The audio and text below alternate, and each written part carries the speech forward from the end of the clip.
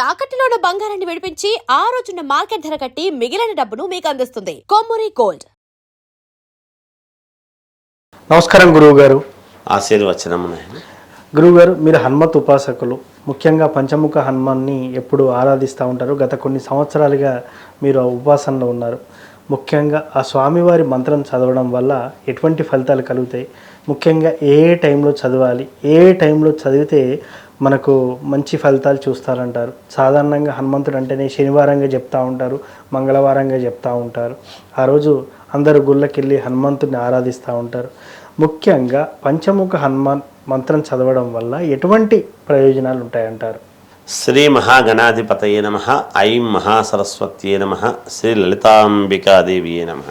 పంచముఖ ఆంజనేయ స్వామి యొక్క మంత్రాన్ని చదివితే ఎటువంటి ఉపయోగాలు ఉంటాయి, ఎప్పుడు చదివితే మేలవుతుంది, అంతే కదా? అంతే. పంచముఖ ఆంజనేయ స్వామి మనం పలకడంలోనే ఉన్నది.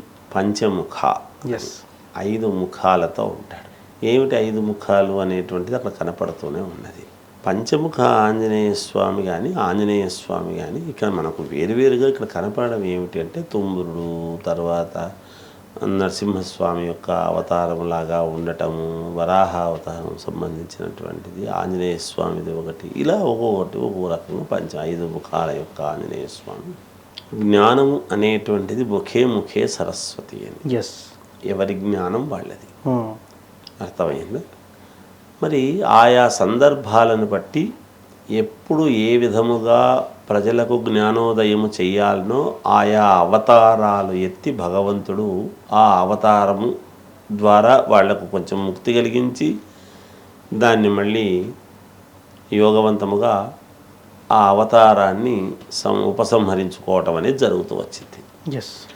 అలాంటి వాటిల్లో పంచముఖ ఆంజనేయ స్వామి యొక్క అనుగ్రహం అనేటువంటిది ఏమిటంటే, దశ దిశలా వ్యాప్తమై మనకు ఎదురు లేకుండా ఒక పంచముఖ ఆంజనేయ స్వామిని ఆరాధించడం వలన ఏమొస్తుంది? వాక్శుద్ధి పెరుగుతుంది, పాండిత్యము పెరుగుతుంది, సత్ ప్రవర్తన వస్తుంది, మనము ఏది చేసినా సిద్ధి కలుగుతుంది. ఏదన్నా చేయండి, ఏది చేసుకున్నా సిద్ధిస్తుంది. మనము ఏది సవ్యమైందో దాన్నే చేయగలుగుతాం. ఏది న్యాయమైందో అదే చేయడానికి మనకు యోగం ఏర్పడుతుంది. పంచముఖ ఆంజనేయ స్వామిని ఆరాధించటం వలన వచ్చేటువంటి లాభాలు ఇవి. సవ్యం ఏదైతే మంచిదో దాన్నే మనం చేయగలుగుతాం. మనకు అనుకూలమైందని కాదు, ఏది ప్రయోజనమో ఉన్నతమైనటువంటిదో దాన్నే చేసుకోగలగటం అనేటువంటిది ఒకటి.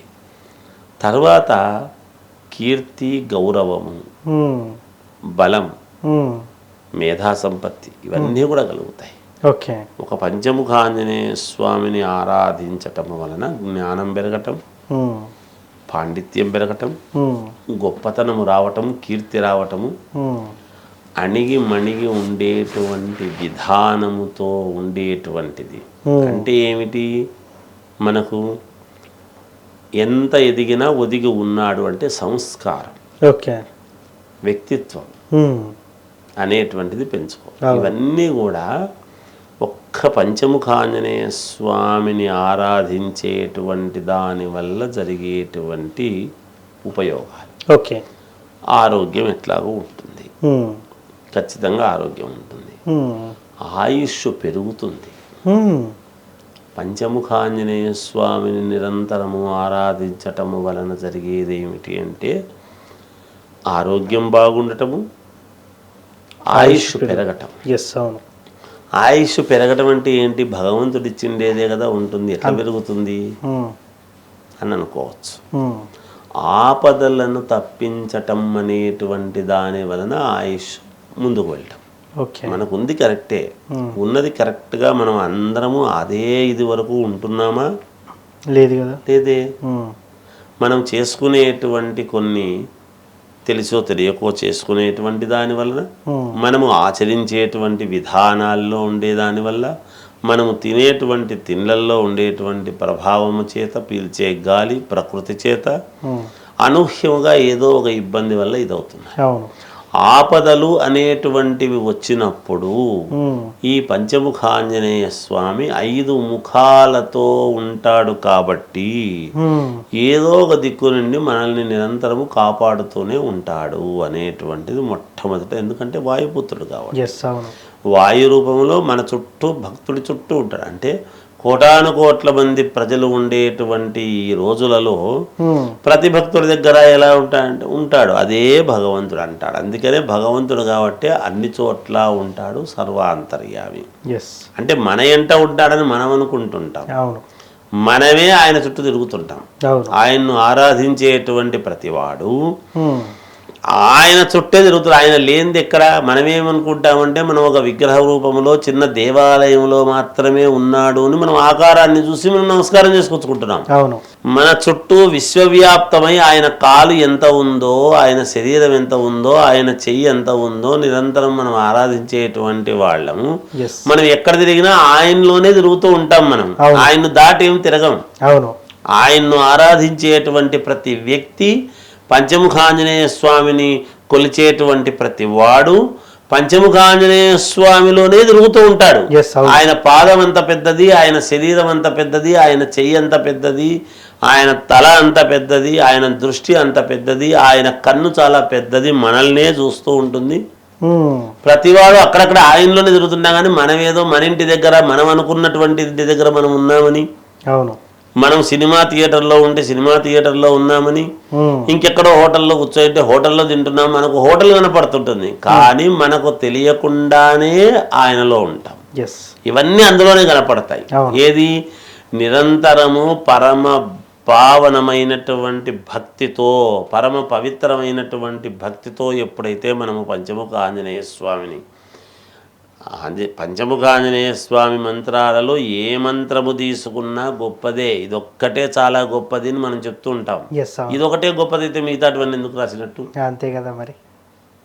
ఈ ఒక్కటే గొప్పది అని అంటే మిగతాటివన్నీ కూడా ఉన్నాయి కదా. అందువలన ఎవరికి ఏది సులభమైనటువంటిదో అందులో తీసుకుని ఏదైనా సరే ఏ మంత్రము చదువుకున్నా పరమ పుణ్యప్రదమే. ఇక శనివారం ఎందుకు, మంగళవారం ఎందుకు అంటే మంగళవారం నాడు ఆంజనేయ స్వామికి చాలా ప్రధానమైనటువంటిది.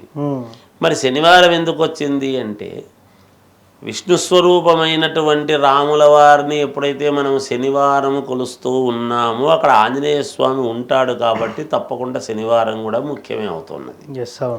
2 వారాలలో ఏది చదువుకున్నా ఏది చేసినా యోగప్రదమే. హనుమాన్ చాలీసా చదివినా పరమ పుణ్యప్రదమే. ప్రతి మంగళవారము ప్రతిరోజు నిరంతరము హనుమాన్ చాలీసా చదవండి. పంచముఖాంజనేయ స్వామి పటం పెట్టుకునేసి చాలు, మీకు అన్ని పనులు నెరవేరుతాయి. మీకు ఈ పని కాదు అనేది ఉండదు, జరుగుతుంది.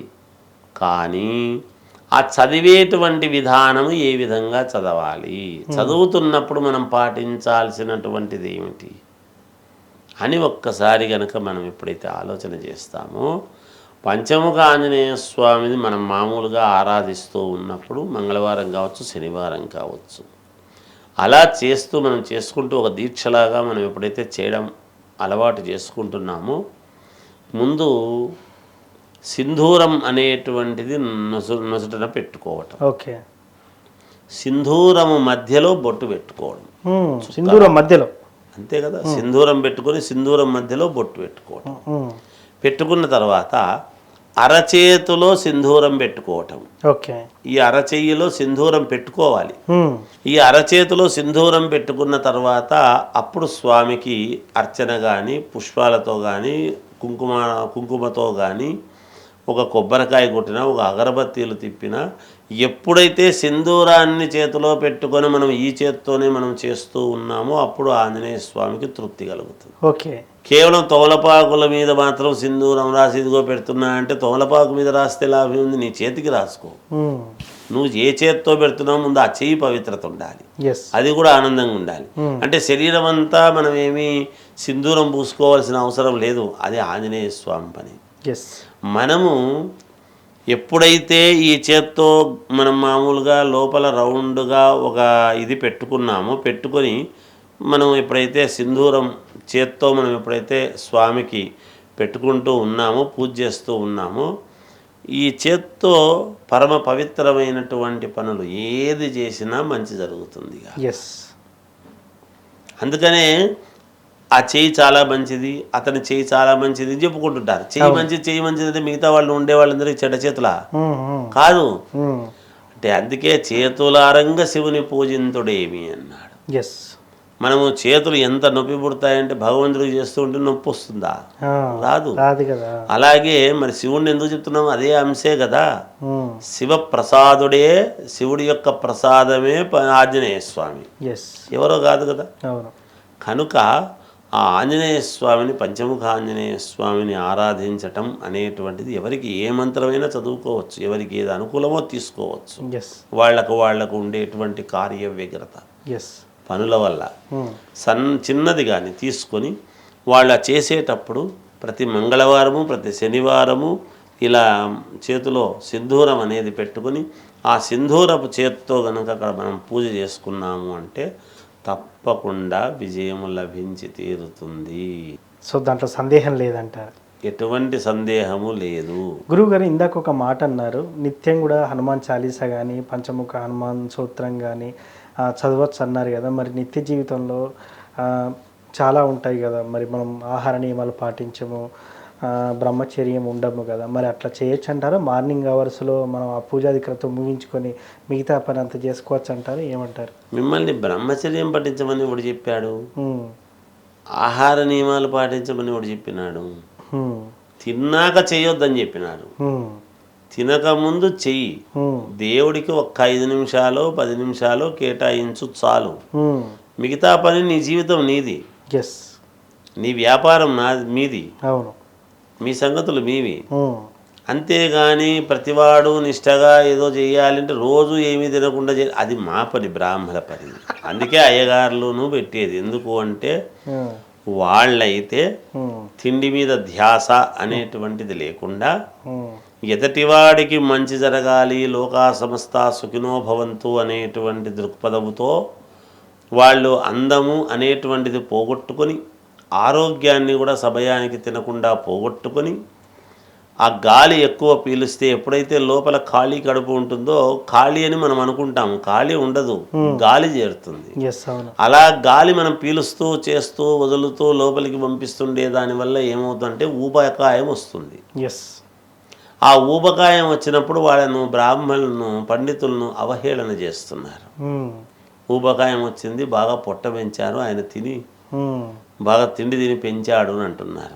కానీ వాళ్ళు ఏమిటి అంటే అర్చకులు, వీళ్ళు పౌరోహితులు తిని చేయించడం కరెక్ట్ కాదు కాబట్టి తినకుండా చెయ్యాలి అనేటువంటి భావనతో వాళ్ళు తినకుండా చేసి ఎదటి వాళ్ళ కోసము వీళ్ళ జీవితాన్ని సాక్రిఫైస్ చేసి ఇబ్బంది పెట్టుకొని, ఏమి బ్రాహ్మడు కూడా టై కట్టుకొని లక్షణంగా తయారయ్యి సూటు బూటేసుకొని పోవాలా అనేది ఉంటుంది కదా, ఎందుకు ఉండదు?